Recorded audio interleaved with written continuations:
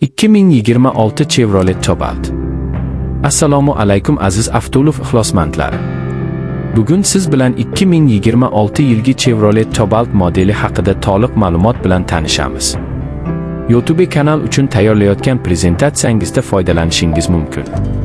Umumiy ko'rinishi 2026 yilgi Cobalt nomi bilan tanilgan bu sedan kompakt avtomobil Chevrolet brendining mashhur modelini qayta tiklashga qaratilgan yangilangan versiyasidir.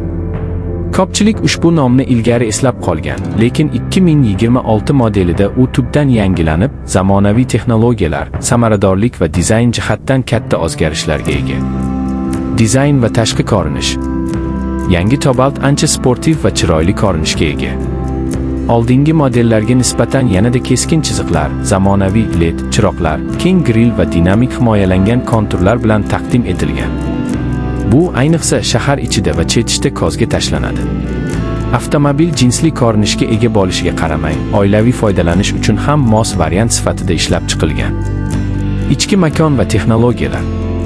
Ichki makonda ham jiddiy yangilanishlar ko'zga tashlanadi.